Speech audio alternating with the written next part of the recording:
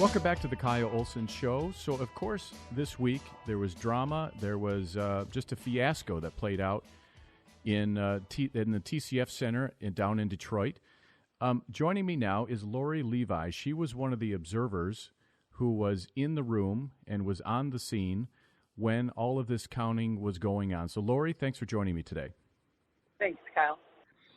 So, tell me why you were there. Around 11 o'clock, I seen a call from Tom McMillan and some others that we needed poll challengers down at TCF Center. So I went down there to be one of the poll challengers to watch the absentee ballots. And when I got there, they had said that the GOP challengers were full, but they had room for nonpartisan. So, I signed up to be a nonpartisan election integrity worker, just because, quite honestly, the election has got to be fair no matter who's running for election, whether it's Republican or Democrat. And then, we have judges on the line who are nonpartisan. So I signed up to be a nonpartisan participant, and about 1 o'clock went downstairs, 1:30, and then all the doors were locked.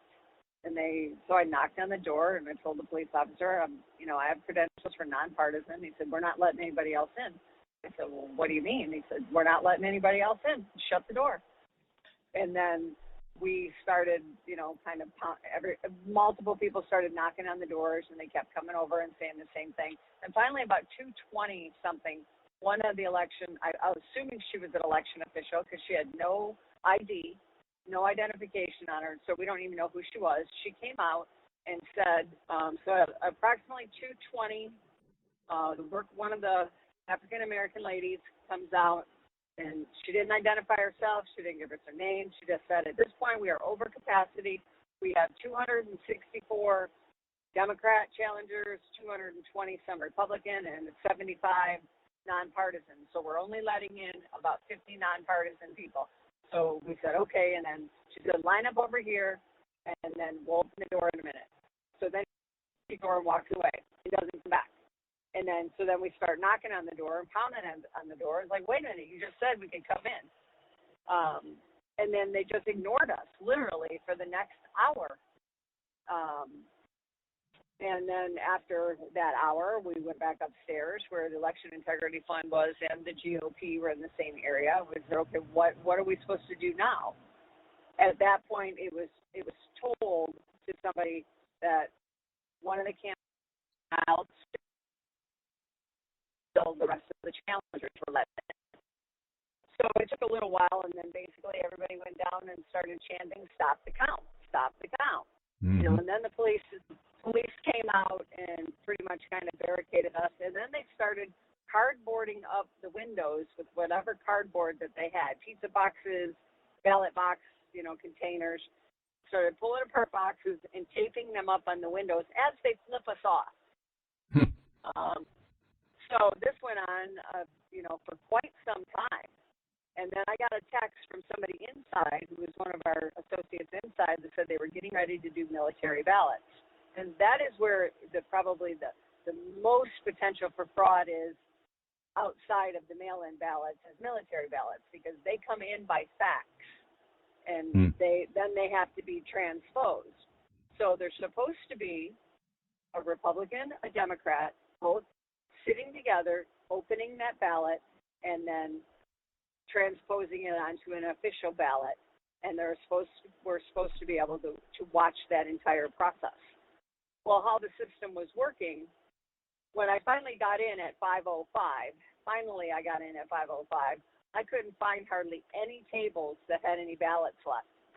I talked to one table, it escapes me the number now, but I did submit it in writing. They said they haven't had any ballots since noon. And then I went to another table. They had only a couple ballots left, so I kind of watched that process for a few minutes, just kind of learning what to do. And then I found another table with a bunch of ballots. So I started observing, and one of the poll workers came over and says, we already have enough challengers here. You need to leave. And I said, well, I'm not Republican or Democrat. I'm nonpartisan. Well, we already have a nonpartisan. So I asked the other nonpartisan worker, what group are you with? And she just said, I'm nonpartisan. I said, I understand that, but we're allowed to have multiple nonpartisan as long as we're not in the same group. And she was just very snippy. She wouldn't say. So then the other, 3 or 4 times they tried to throw me out. So then what's happening is the person opening the ballot is like about the middle of the table. And then there's a computer screen about 3 or 4 feet over to the right of where they're opening and scanning the ballot. Mm-hmm. So we're trying to look when they look at the ballot before they open it, and then verify when they scan it that it comes up on the screen. Well, as soon as we step in to look over their shoulder to look at the ballot, they turn around and scream at us, "Get back 6 feet." And this went on. This was a constant barrage the whole day. I said, well, I can't read the ballot from 6 feet back. That's not our problem. You should have planned better. I said, how can you plan for that? We're supposed to have access to the ballots. You didn't bring your binoculars?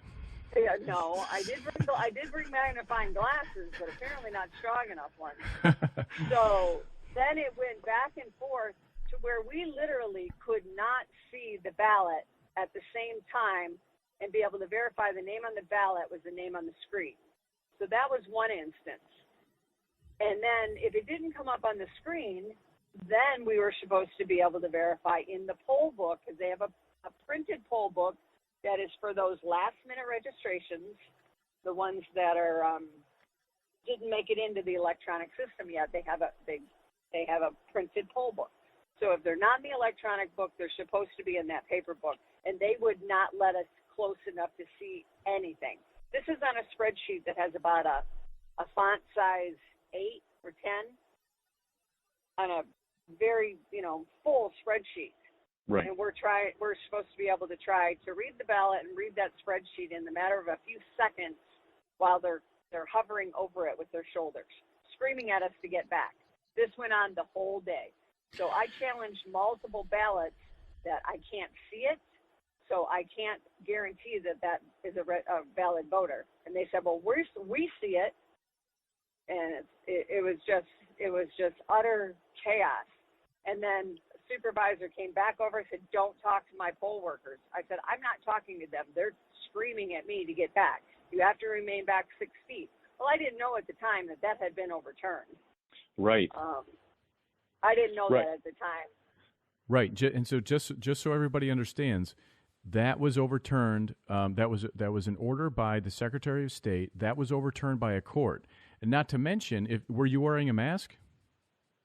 If you're wearing a mask, the CDC says that you can be within 6 feet of someone. So they were intentionally, in my opinion, trying to keep you far enough away that you couldn't see it. But then when you challenged a ballot, they just ignored your challenge. Basically, they said it's in the system. We've seen it. It's like, but I need to see it. Well, I'm sorry. If you can't see it from there, that's not our fault. And then this went on, ballot after ballot after ballot. Well, then they come to a group of ballots that, as they're scanning them, they're not coming up in the system. And I can tell by the way the lady's hovering over the book and fumbling, and how she'd kind of look over at her other worker and kind of shake her head, knowing that they know it's not in the book. So then they would manually enter them. They would manually enter the voter into the election. So now it's coming up on the screen where we're supposed to be standing over by and looking. And then they hit enter and they push it through. I wrote down, 10 or 12 of the addresses, the names and addresses that I could catch before they went to the next one. And then the one peculiar thing is they would enter them in with either no birth date or 01/01/1900. So my guess would be that later, when everything calms down, they could pull them up and then change them so that they didn't look so suspicious. That's the only reasoning I had. And I asked somebody else, I said, maybe I'm misunderstanding, are they allowed to enter this into the voter database? They said under no circumstances the poll worker allowed to enter a voter into the database. That is only done by the clerks, the city clerks, the township clerks, or the Secretary of State's office. Okay, so let me make sure I'm understanding this. So you're saying You were standing there. They had a ballot. They scanned the ballot. The voter did not come up. So then they took the name on the envelope and they entered that into the system, so then that person was in the system. Correct. And then Okay. many of them, and I wrote down as many as I could, some of them they entered with no, like one in particular, they didn't even enter a zip code, and then they just hit enter, and the machine accepted it. So it shouldn't have even accepted it as a valid voter without a zip code. And then the birth date of 1/1/1900 or 1910 or whatever it was. So, so my logical mind is thinking to myself, okay, so maybe that is the process that they're, they have a new voter. They don't have time to enter all their information. So then that's how they do it. But that's when I asked, I said, is any of these poll workers allowed to manually enter? And that's the whole thing. That system shouldn't even allow at that point somebody to manually enter as a voter. So here we have all these ballots, and I counted, I want to say 8 or 10 that they manually entered. And then we got 2 different ballots, military ballots. So excuse my memory here. I believe it was when I was watching the military ballots, the first one that they started transposing was like 55-22. And again, I could be off on my numbers, but I did put it in writing. So, and then they processed 5, 6, 7, 8 of them, and then they were at 55-28. And then there was another GOP challenger on the other end trying to watch why they were transposing what was on the fax to the actual ballot that they were going to run. And they kept screaming at her, get back 6 feet. And she's like, I cannot see that you're transposing this ballot from the military fax to the ballot accurately. Well, that's not our problem. And I mean, multiple times did we get into conflict with these.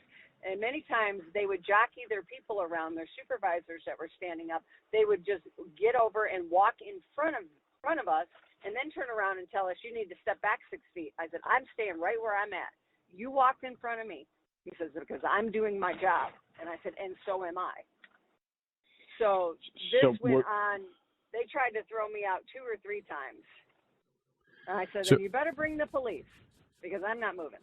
So we're just about out of time. Are you filing an affidavit, or are you doing some sort of a sworn statement? I have. I sent witness statement to both Robert Steele, Romney McDaniel. Who are both with the RNC. Yeah, the GOP sent out something that please submit your statements or your observations to these emails, of which I submitted them to all of those. But the real challenge here is now that all these mail-in ballots, these mysterious mail-in ballots that have come in, they pull those tabulators off the top. There is no way for us to go back and find out which ballots are invalid. So the reality is the only way that we could, and now we have precincts that have more votes than voters. This can't stand. This has happened time and time again. Democrat playbook is they come up with votes at the end of the night in these big cities to overturn results. And we cannot let this happen. And so what I'm hearing you say is that they had ballots that should not have been counted by individuals who were not in the system, but in real time they were adding them to the system. So then when there is some sort of an audit afterwards, those will be considered valid votes. Well, that's why I told Rana, we need to seize them computers right now and pull up all the ones that have that birth date of 01/01/1900, because that's one clue. And then, but see, I'm not 100% sure on the system of that. I thought, okay, maybe there's a code. Maybe that's why they're entering. I'm trying to give them the benefit of the doubt, but the way that they acted. And then the other thing, it's mathematically impossible for every military vote that came in to be a straight Dem or a Biden ticket. The military votes overwhelmingly Republican. And it's just, this vote is being stolen right in front of us. And then there's also the anomaly with Antrim County that 6,000 votes were switched from Trump to which I'm sure you've heard about that. But Sure. I've suggested to all of them, if you find this anomaly in more cities, which you will, because if it happened in one precinct, it was in multiple precincts, Right. which all added up to Antrim County. Don't release those numbers, because if you release those numbers, all that's going to happen is Detroit is going to find more ballots, and they're going to find more votes to fit them in. So, Well, I mean, I firmly believe this vote is being stolen right in front of us. Well, Lori Levy, I appreciate you speaking out and having the courage to do that, because we need more people who were in the room, who observed what was happening, to speak out. And so I appreciate you doing that. Thank you for your time. Thank you, Kyle. This is the Kyle Olson Show. We'll be right back.